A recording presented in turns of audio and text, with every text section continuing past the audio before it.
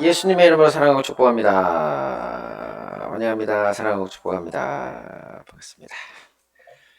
네, 오늘 말씀 함께 보겠습니다. 오늘 말씀은 요한복음 1장 51절 말씀입니다. 네, 다 함께 보겠습니다. 시작. 또 가라사대 진실로 진실로 너희에게 이르노니 하늘이 열리고 하나님의 사자들이 인자 위에 오르락 내리락 하는 것을 보리라 하시니라. 아멘. 네, 성경에는 이 하늘과 땅을 잇는 사다리에 대한 이야기가 두 군데 있습니다. 하나는 창세기에서 믿음의 조상 야곱이 본 것이고요.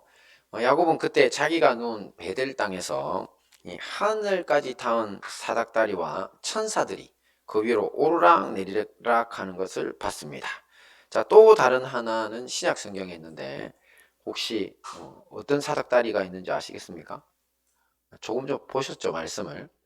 네, 함께 봅니다. 시작. 하늘이 열리고 하나님의 사자들이 인자 위에 오르락 내리락 하는 것을 보리라. 인자가 바로 사람의 아들 예수님이라는 뜻입니다.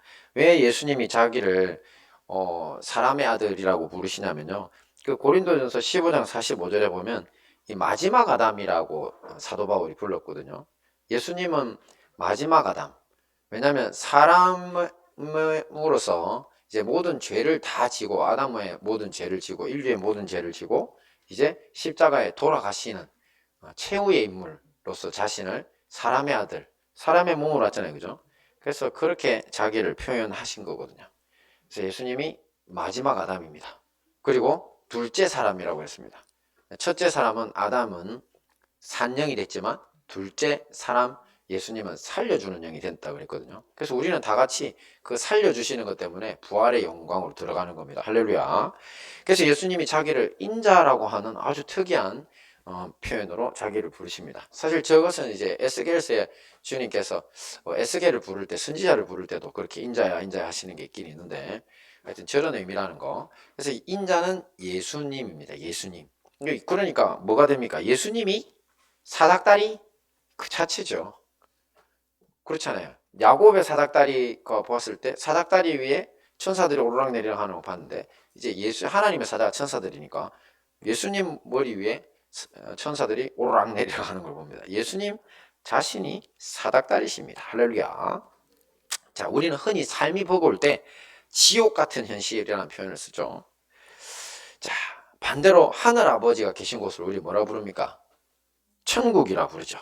그러니 그리스도인들에게 있어서 비록 이 땅에 있는 동안 어떤 최악의 현실이 있다고 할지라도 하늘로만 연결될 수 있다면, 저 사닥다리, 하늘과 땅을 이어주는 그 연결의 사닥다리만 있을 수 있다면 괜찮겠죠. 그것이 바로 예수님이라는 겁니다. 그래서 오늘은 사마리아 우물가의 여인과 죽음에서 다시 살아난 나사로 이야기를 통해서 예수님이 우리 삶에 찾아오셔서 알려주신 지옥 같은 현실을 천국으로 바꾸는 비결에 대해서, 천국의 사닥다리시니까 그 비법에 대해서 함께 살펴보고 은혜를 나누도록 하겠습니다. 함께 봅니다. 시작. 신령과 진정의 예비자. 네, 사마리아 우물가 여인 이야기는 우리가 다 잘 압니다, 그죠? 자, 근데 가만 보시면 이 여성은 참으로 불행한 가정사를 가졌던 이 여성입니다. 자, 무슨 사정이 있었는지는 모르지만 이 여성의 남편이 5명이나 있었는데, 예수님을 만날 당시에 동거하던 그 남자는 남편도 아니라고 했습니다. 이 당시 유대인들 사회에 대한 기록들이 있는데, 남자들은 아무리 뭐 이렇게 문제가 있어서 이혼한다거나 아니면은 아내가 이제 그 먼저 사망을 해서 다시 재혼을 한다거나 하더라도 3번 이상은 결혼하지 않는 것이 이제 관례였다고 합니다. 유대인들만 놓고 보면. 자, 이 사마리아 여인은 유대인은 아니죠. 하지만 아무리 이방 여인이라고 하더라도 사실 오늘날과 비교도 할 수 없을 만큼 그 시대는, 옛날은 남성 중심 사회였습니다. 그죠? 근데 그런 사회에서 결혼을 5번, 또 거기다가 6번째 지금은 정체불명의 동거입니다. 그죠? 남편이 아니다? 사는 남자가. 뭐 어떤 관계인지를 모르겠어요. 그죠? 도무지 납득할 수 없는 상황입니다. 다만 그래 뭐 때문에 이렇게 불행한 결혼 이제 가정사를 가졌는지를 납득은 할 수 없는데 조금 유추해 볼 수 있는 것이 있어요. 성경에 나옵니다. 보면 이 여성이 예수님과 대화를 나누다가 와 선지자다. 그리고 오실이라고 하셨던 그리스도 메시아다는 사실을 깨닫고 동네 사람들에게 막 달려가 가지고 했던 말이 있습니다. 함께 볼까요? 시작. 나의 행한 모든 일을 내게 말한 사람을 와보라. 이는 그리스도가 아니냐 하니. 네. 헬라어 원어 성경에서 제가 한번 찾아봤더니만 이 여성이 나의 행한 일이라는 저 표현이 어떻게 되냐면 적극적으로 자기가 만들어서 했다라고 하는 뜻입니다. 저게. 그러니까 보통 이런 거잖아요. 내 뭐 남편이 돌아가시거나 아니면 쫓겨났거나 이러면 자기가 행한 일이라고 합니까? 아니면 나이가 당한 일이라고 합니까? 당한 일이라 그러죠. 그죠? 근데 그게 아니라 자기가 만든 것을 표현할 때 쓰는 단어를 사용했더라고요. 자기가 한 일인 겁니다. 자, 적극적으로. 그러니까 남편 다섯을 만든 거예요. 지금 정체불명의 동거도 자기가 만든 거예요. 자, 그러니 이 사마리아 여성의 문제는 뭐라는 겁니까? 바로 네, 나쁜 행실이라는 겁니다. 이 남자, 저 남자. 야, 옛날에 이렇게 다닐 수 있는 여성이 있다니 참으로 놀라운 일인데 웬만한 권력이 있던 황후나 그런 사람들에 대한 이야기들이 있지만 이런 평범한 여성이 진짜 대단한 일인 거죠. 자, 어쨌든지 이 나쁜 행실로 이렇게 남편들이 계속 바뀌는 것, 이것은 불행한 일입니다. 뭐 남자들 중에는 많은 여성과 결혼하는 게 꿈이라고 하는 어리석은 사람이 있는데 한 명도 버거운데 무슨 많은 여성하고 결혼을 합니까? 한 사람하고 살기도 얼마나 힘들지. 살아봐야 하면 정신을 차릴 텐데 아니 못 살아본 총각들이 그런 상상들을 하는 것 같아요. 아주 불행한 상황입니다. 자, 이런 지탄받는 삶을 살았던 이유가 도대체 뭘까요? 그것을 요한복음 4장에서는 목마름이라고 표현하고 있습니다. 자, 그렇습니다. 사람들은 원래 태어날 때부터 뭔가에 목말라 있습니다. 나를 채워줄 그 무엇인가가 있는데, 분명히 있는데, 근데 그걸 못 채우겠다. 늘 목이 마르다. 그래서 그것을 근원적 목마름이라고 합니다. 처음부터 있다고. 근데 이런 근원적 목마름은 영적인 문제입니다. 바로 하나님이 우리 삶에 계시지 않기 때문에 그 빈 공간 때문에 생기는 목마름이죠. 하지만 사람들은 그냥 육체적인 목마름, 육체적인 결핍 때문에 내가 이렇게 뭔가를 추구하나 보다 하는 그런 착각을 하기가 쉬운데요. 그래서 먹고 마심으로 그것을 채우려고 하거나 아니면 금은 보아 재물을 많이 갖거나 아니면 이 사마리아 여인처럼 정욕적인 것으로 그 목마름을 채우려고 합니다. 이 영적인 것을 육적인 것으로 채우려니까 문제가 생기는 겁니다. 불행해지는 거죠. 게다가 사마리아 여인처럼 이처럼 이제 정욕적인 삶에 지쳐서 하나님을 한번 찾아봐야 되겠다 이렇게 생각을 하지만 거기가 어딘지 모릅니다. 그냥 자기 조상들이 이야기하던 그리심산에서 예배드리면 내가 하나님을 찾아서 이 목마름을 해결할 수 있을지 아니면 자기들을 괴로보는 유대인들이 말하는 저 예루살렘까지 가가지고 어떻게든 숨어가지고 가든지 뭐 속여서 가든지 거기서 예배하면 하나님을 만날지 뭐 이 장소 저 장소를 찾는 이런 육적인 수준을 벗어나지 못하고 있는 겁니다.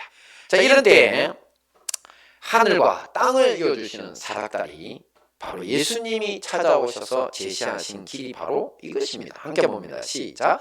여자야 내 말을 믿어라. 이 산에서도 말고 예루살렘에서도 말고 너희가 아버지께 예배할 때가 이르리라. 아버지께 참으로 예배하는 자들은 신령과 진정으로 예배할 때가 오나니 곧 이때라. 예, 예수님은 장소가 아니라 신령과 진정으로 예배하는 것에 답이 있다고 하십니다. 여기서 신령이란 말로 성령님의 인도를 받는다는 뜻입니다. 성령으로 예배한다는 겁니다. 신령. 그리고 진정이라는 건 진리를 따르는 것을 말합니다. 특별히 진리라는 것은 예수님께서 그렇게 말씀하셨죠.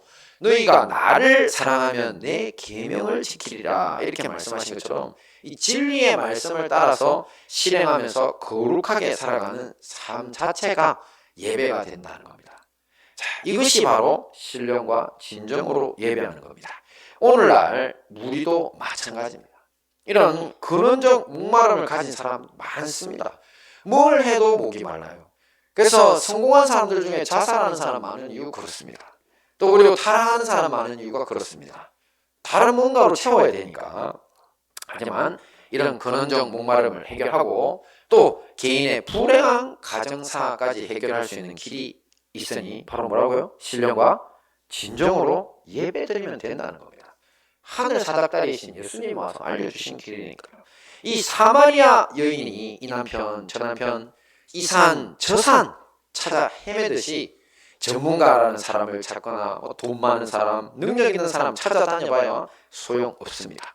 또는 또 이 종교, 저 종교, 이 교회, 또 저 교회 아무리 돌아다녀봐야 문제는 해결되지 않습니다. 답은 뭐라고요? 오직 신령과 진정으로 예배드리는 것. 신령과 진정의 예배자가 될 때, 즉 성령님의 인도를 받고 예수님이 주신 사랑의 계명을 지키며 살려고 노력할 때 그 불행한 가정이 천국의 가정이 되는 것을 경험하게 될 것입니다. 두 번째 보겠습니다. 시작. 사망에서 부활 생명으로 불러내기. 네, 이번에는 하늘과 땅을 잇는 사닥다리 되신 예수님이 나사로를 살리시는 과정을 한번 살펴볼 건데요. 이 속에서 우리가 크게 두 가지 교훈을 얻을 수 있습니다. 한번 생각을 해보세요. 사망 장례식장, 그 다음에 이제 무덤 속에, 깜깜한 무덤 속에 들어가서 끝나버린 인생, 절망이죠. 이런 상황에 하늘 생명을 가지신 예수님이 찾아오신다. 자, 이때 예수님이 하신 일들, 이런 것들을 통해서 우리가 두 가지 교훈을 얻을 수 있다는 건데요. 한번 볼까요? 시작. 실패는 하나님의 영광을 드러낼 기회다. 자, 예수님은 아주 친하게 지내던 나사로, 성경에 보면 아주 친하게 지냈다고 되어 있습니다. 총회하셨다고 되어 있고, 영어에서는 러블리 프렌즈라는 표현도 쓰더라고요. 사랑하는 친구. 자, 예수님이 이렇게 친하게 지내던 나사로가 큰 병이 걸려 죽어간다는 소식을 들으시고 다음과 같이 말씀하십니다. 함께 볼까요? 시작. 이 병은 죽을 병이 아니라 하나님의 영광을 위하며 하나님의 아들로 이를 인하여 영광을 얻게 하려 함이라. 네, 그러면서 예수님은 무려 이틀이나 지나 지금 생사로 가고 있다는 나사로를 두고 그냥 죽고 나서야 그 집으로 떠나십니다. 자, 사람의 입장에서 보면 이런 늦은 출발은요, 그야말로 모든 것이 끝난 상황을 만들고 맙니다. 도착해보니 이미 죽은 지 나흘, 4일이나 지나서 시체 썩는 냄새가 나는 지경에 이르렀기 때문입니다. 나흘 지나면 그 동네 너무 더워요. 그래가지고 시체 썩는 냄새가 날 만큼 이제 그냥 완전히 끝장난 거죠. 자, 근데 어떻게 됐습니까? 결과는 우리 모두 아는 것처럼 수많은 사람들이 지켜보는 가운데 시체가 멀쩡한 사람이, 아무 문제 없는 사람이 되어서 살아나와서 지켜보던 모든 사람들이 하나님께 영광을 돌리고 예수님이 메시아이심을 확신하게 되는 계기가 됩니다. 즉 나사로의 사망, 완전한 실패죠, 그죠? 나사로의 완전한 실패 덕분에 사람들이 하나님의 영광을 보고 주님께로 돌아오는 기회가 된 것입니다. 하지만 우리는 어떻습니까? 우리는 대부분 교회를 다니는 사람들도 실패는 하나님의 영광을 가리는 길이라고만 생각합니다. 그래서 치명적인 병이 들면 안 되고, 또 믿는 사람의 사업은 실패가 없어야 하고, 또 세상 사람들의 머리가 될지언정 꼬리는 되면 안 된다고 합니다. 오직 성공의 길만이 하나님께 영광 돌리는 삶이라는 것입니다. 하지만 오늘 나사로의 죽음, 즉 나사로의 실패와 부활 생명 사건을 보면서 이런 생각들이 착각이었다는 것을 알 수 있습니다. 하나님은 우리의 실패 덕분에 더 큰 일을 이루시고 영광 받으실 수 있습니다. 그러므로 하나님께 영광이 된다면 도리어 지금 우리가 하고 있는 이 사업의 실패도 괜찮다고 생각해야 합니다. 그리고 이번에 진학이나 또 취업 실패는 말할 것도 없고 질병을 통한 죽음도 괜찮다는 겁니다. 왜요? 영원하신 하나님의 영광 안에 우리가 살아가기 때문입니다. 그러니 우리가 잠시 하는 이 실패들은 영원한 것도 전부도 아닙니다. 도리어 부활 생명을 통해서 하나님이 더 좋은 것으로 살려내서 영광 받으실 기회가 될 것입니다. 할렐루야. 자, 다음 두 번째 교훈이 있습니다. 함께 봅니다. 시작. 기도하고 불러내 살린다. 네, 예수님은 나사로의 무덤 앞에서 하늘을 우러러 보시면서 이렇게 말씀하십니다. 같이 봅니다. 시작. 아버지여 내 말을 들으신 것을 감사하나이다. 항상 내 말을 들으시는 줄을 내가 알았나이다. 아멘. 그렇습니다. 예수님은 나사로의 중병 소식을 들으시고 아버지 하나님께 먼저 기도하셨던 것입니다. 그냥 이틀이나 지나서 출발하신 것이 아니고요. 기도하는 시간을 가지셨던 것이라고 볼 수 있습니다. 그리고 이 나사로의 무덤에 도착한 지금 아버지 하나님께서 그 기도에 응답하셨다는 것을 아신 겁니다. 여러분, 기도를 오래 하면 하나님이 응답하시는 걸 알 수 있습니다. 예수님도 그런 것들을 여러 번 보여주시는데요. 뭐 예를 들어 혈루병 여인은 예수님한테 가서 낫게 해주세요 한 게 아니죠. 우리가 아는 주의 옷자락 만지며 그 사건이잖아요. 몰래 가가지고 딱 맞았는데 찌릿하면서 다 나와버렸잖아요. 근데 예수님이 주위를 둘러보시면서 누가 내 옷자락을 만졌느냐 하시면서 내 몸에서 능력이 나갔다고 하시잖아요. 그죠? 그래서 그 여인이 두려워서 앞에서 고백하는 바람에 알게 된 겁니다. 혈루병 여인이. 그러니까 주님 앞에서 많이 기도하다 보면 응답하는 걸 알게 됩니다. 근데 예수님은 지금 그 무덤 앞에 나사로가 썩어가고 있다고 하는 그 무덤 앞에 도착하셨을 때 자기 기도가 이미 응답된 것을 아셨던 겁니다. 그래서 하늘을 우러러 하나님께 감사했던 거죠. 자, 그러면서 이제 예수님은 큰 소리로 나사로의 이름을 부르십니다. 나사로야 나오라. 역사가 일어나죠. 같이 봅니다. 시작. 죽은 자가 수족을 배로 동인채로 나오는데 그 얼굴은 수건에 쌓였더라. 예수께서 이르시되 풀어놓아 다니게 하라 하시니라. 아멘. 그렇습니다. 이렇게 예수님은 이 기도의 응답 속에서 나사로를 사망에서 생명으로 불러내어 다시 살려내신 겁니다. 자, 우리의 삶에 적용해 보겠습니다. 우리 주변을 한번 둘러보시면 큰 불행을 당해서 어두운 방에 홀로 앉아 울고 있는 영혼들이 있습니다. 그리고 이미 사망의 환경에 놓인 것 같은 사람들도 있습니다. 우리 조금 전에 찬양했던 사망의 그늘에 앉아 찬양했죠. 사망의 그늘에 앉아 울고 있는 죽어가는 내 자녀들이라고. 주님이 보시기에도 안타까운 그런 영혼들이 항상 있습니다. 그런데 그들을 살려내는 방법이 오늘 이 나사로 부활에 있었던 겁니다. 네, 그들을 위해서 우리는 어떻게 해야 합니까? 네? 기도하고 불러내서 살리면 됩니다. 할렐루야. 네. 그러니까 먼저 누군가 그런 사람이 있다면, 내 마음에 아픈 누군가가 있다면 그를 위해서 열심히 기도하고 응답이 오면 그때 움직이면 됩니다. 그리고 큰 소리로 가서 그 이름을 불러야죠. 보통 우리는 이름을 어떻게 부릅니까? 전화해서 부르죠. 스마트폰 누르면 누구 이름 부를 수 있잖아요. 그죠? 그 이름 불러내가지고 밖으로 끌어내야 됩니다. 그러니까 캄캄한 사람, 힘든 사람 혼자 있게 내버려 두면 안 됩니다. 원래 혼자는 아무나 못 있습니다. 혼자 있을 수 있는 사람은 어떤 사람이냐면 내면이 진짜 튼튼한 사람입니다. 그렇지 않은 나머지 사람은 다 우울증 환자들이에요. 가볍거나 뭐 강하거나 혼자만 있겠다는 사람은 우울증 환자입니다. 하지만 내면이 튼튼한 사람은 혼자서 아주 즐겁습니다. 그죠? 할렐루야. 다들 저를 때려보시는 분들도 있는데 나 혼자 못 있는데 막 이런 표정들이 분들도 계시고, 그래서 여러분 주님하고 혼자 있대 사람이 없이 나라는 거지. 주님하고 1대1 혼자 책도 읽고 묵상하고 또 좀 생산적인 일도 하고 혼자 있는 건 참 좋은 거죠. 하지만 지금 우리가 이야기하는 이 사람들은 병들어서 혼자 있는 겁니다. 너무 큰 삶의 충격을 받았든지 마음의 병을 얻었든지 진짜 육신의 병 때문에 못 움직이는 거죠. 그런 사람들 어떻게 살려주라고요? 기도하고 불러내서 살려야 한다는 것입니다. 자, 말씀을 정리하겠습니다.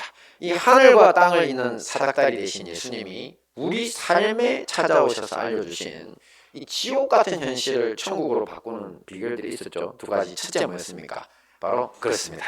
신령과 진정의 예배자. 이런 근원적 목마름을 해결하고 가정의 불행한 것들을 해결할 수 있는 길 오직 성령님 안에서 예수님이 주신 사랑의 계명을 지키며 사는 사람이 되는 것이라고 했습니다. 두 번째는요. 네, 사망에서 부활 생명으로 불러내기. 불러낼 때는 어떻게 불러냈죠? 네, 처음에는 일단 기도하고 불러내 살리고, 그래서 처음에는 실패도 하나님의 영광을 드러낼 기회라는 사실을 명심하시라고 했죠. 자, 이 모든 말씀으로 하늘과 땅을 잇는 사닥다리 사명을 감당하시는 저와 우리 행복한 다니엘 교회와 형제교회 성도님들 되시기를 축원합니다. 아멘.